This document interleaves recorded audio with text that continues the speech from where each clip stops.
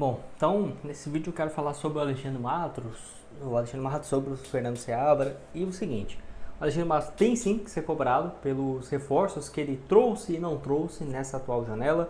Sem dúvidas, né? Eu não ficaria surpreso se o próprio Pedro Lourenço, que os dois são muito amigos, então não vejo nenhuma possibilidade de saída, de demissão, muito pelo contrário.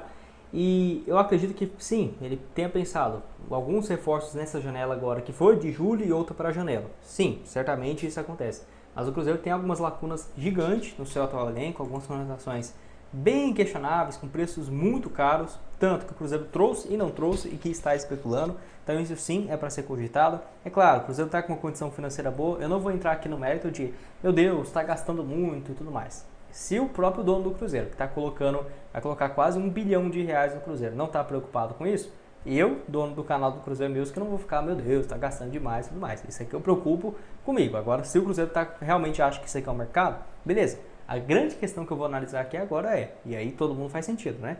Com esse mesmo valor, não dá para trazer peças melhores? Ou, por exemplo, o Cruzeiro vai gastar 80 milhões em uma dupla qualquer, sendo que com esse único preço dá para trazer um jogador para, junto com o Matheus Pereira, desequilibrar o elenco? Faz sentido 3 milhões por mês no Gabigol? Enfim, é alguma dessas questões que eu vou comentar aqui com vocês. E do Fernando Seabra, que eu vi muita gente falando, nossa, mas ele tinha que ter continuado e tudo mais, como técnico do Cruzeiro e tal. Enfim, se eu concordo com isso, eu discordo. Vamos falar então sobre essa fala aqui, ó. Valeu demais ao Iron Luiz. Ele falou aqui sobre o Fernando Diniz e tudo mais, que ele não gosta muito. E um desses trechos ele falou sobre o Alexandre Matos, que muita gente comentou sobre, né, também concordando. O que é que ele fala, ó. Só um adendo, que a torcida também pare, né, de babar esse superestimado Alexandre Matos, que torrou uma nota de dinheiro e deixou o elenco cheio de carências e escolheu um técnico autoral no momento que pedia pragmatismo e simplicidade. Está devendo demais e quero ver trabalho ano que vem, na medida do possível. E aí, boa noite a todos, né? Eu acho que foi o último post dele aqui também sobre essa questão do Alexandre Matos, que eu concordo. Acho que as contratações do Cruzeiro até aqui foram bem questionáveis. Claro, o Cruzeiro precisava de muitas contratações. Se até hoje o time tá ruim, imagina se não tivesse chegado ninguém. Era para ser aquela draga que foi igual no ano passado, brigando pelo 16º lugar e não pelo 7º. Mas tem alguns nomes que é sim de questionar. Por exemplo, o Cruzeiro não trouxe nenhum lateral direito, por quê? Por que não? Sinceramente, se a questão de financeira não era o problema, por que o William era a única opção de lateral direito? Não faz muito sentido. Contratou o Peralta então por 18 milhões de reais. Por que isso tudo, né? Um jogador que tinha 20 jogos no Cerro Porteño. Até um exemplo que eu uso aqui, ó, Bobadilla, que é um volante do São Paulo e tal. Ele jogava lá no Paraguai, junto com o Eduardo Brock. O São Paulo pagou menos do que o Cruzeiro. E é um cara que há 3 anos vinha fazendo temporadas de mais de 40 jogos e 12 participações em gols com um volante. Por que o São Paulo pagou menos para um jogador mais jovem e com números melhores do que o Cruzeiro pagou pelo Peralta, que tinha 20 jogos nesse ano e 10 no ano passado e que foi dispensado da base do Flamengo? Nem acho que ele seja ruim, mas já tá vendo que já é um exagero. E eu nem tô pegando aqui os 2 milhões e 700 no Dudu, o Gabigol que vai chegar por 3 milhões de reais. Nem tô falando isso, tô falando de pequenas contratações. O Jonathan Jesus tem sim potencial, mas se for para no final das contas, somente o Vidalba, o João Marcelo e o Zé Evaldo jogar, para que paga 8 milhões de reais no zagueiro, sendo que o Cruzeiro já tem na sua categoria de base o Pedrão, o próprio... nossa, tem outras opções aqui, o Juan que estava na base recente, o Everton, enfim. Tem outros dois também na base que eu não vou lembrar agora de cabeça. Enfim, por que não? Então, eu acho que tem alguns pontos a ser questionado. É claro, até falei aqui no outro vídeo, as únicas contratações que eu gostei e aprovei do Alexandre Matos desde quando ele chegou no Cruzeiro, cara, é bem questionável, né? É o Matheus Henrique só e o Caio Jorge. E olha que o Caio Jorge ainda quase deu errado, mas não tenho o que falar, né? Porque ele foi muito bem nessa reta final de Sul-Americana. Inclusive, se você quiser começar a apostar, vou um recado rápido aqui da Esportiva VIP, eu vou deixar aqui o link para o próximo jogo do Cruzeiro, aqui ó, contra o Grêmio, 2.7 a cotação, então vou colocar aqui R$35 para o Cruzeiro vencer, voltando 72. Lembrando que tem vários outros tipos de jogos que você pode aqui apostar, ao vivo e tudo mais, lembrando, sempre jogar com responsabilidade. Eu gosto aqui da Esportiva porque eles regulamentado tudo com o governo federal. E lembrando, né, você pode começar com R$1 apenas. Então vai lá, o link está aqui embaixo. Sempre lembrando, né, de apostar com responsabilidade, beleza? Então vou pular aqui para vocês. Eu quero falar sobre essa questão. Caio Jorge, igual eu falei, né, acho que ele e o Matheus Henrique são sim os grandes destaques desse ano. Caio Jorge em números até que não é absurdo, 7 gols em 23 jogos. Mas na Sul-Americana ele deu conta, né? 7 jogos, 5 gols. Não tem o que questionar.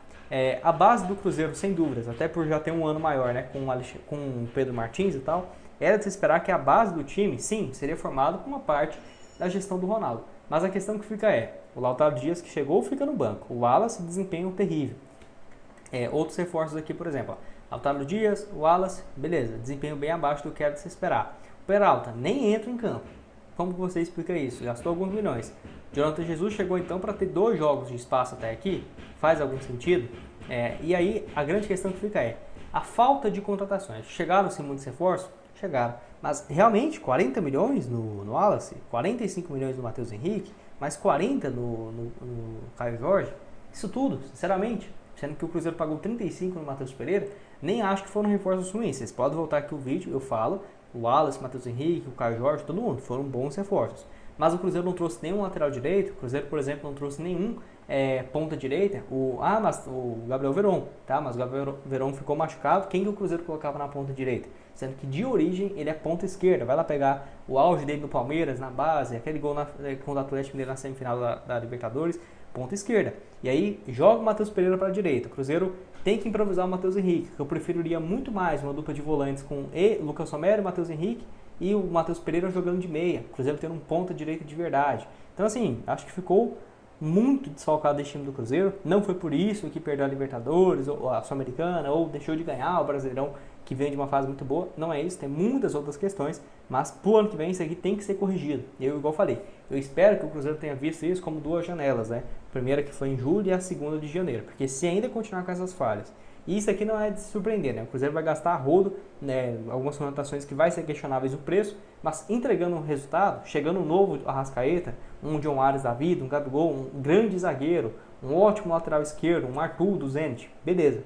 Eu acho que o Cruzeiro tem chances muito reais e ano que vem brigar por títulos, né? Espero que isso realmente possa acontecer, mas o trabalho até aqui do Alexandre Matos é de médio para ruim, e tem muita gente que não gosta dele, tá? Muita gente que eu respeito, eu sempre achei interessante a volta do Alexandre Matos, mas eu também acho que é o momento de dar uma cutucada, né? Porque ele não está vivendo a melhor fase do mundo. Então, se ele for trabalhar num time hoje sem dinheiro, o que ele vai fazer? Sinceramente, o Alexandre Matos, o que ele faria, por exemplo, num time igual ele fez com o Cruzeiro naquela época, que tudo bem, tinha a ajuda do Pedrinho, mas no América e tal. Ele conseguiria fazer isso de novo, cara? Sinceramente, conquistou todo o seu espaço. Eu acho que aquela época dele no Palmeiras, no Cruzeiro, foi absurdo, mas ele tem que ser questionado sim, e até nós mesmos, né, analisar. Ele não conseguiu se firmar depois no Vasco, nem no Atlético Paranaense, fez contratações bem questionáveis no Vasco da Gama. Então assim, olha que eu sempre fui muito a favor do Alexandre Matos, não é motivo de saída e tal, mas tem sim que ser cobrado, assim como eu, né, sou cobrado, você é cobrado no trabalho, então isso aqui não é desrespeito, ou, meu Deus, tem que caçar as bruxas logo, não é isso, é só a minha opinião.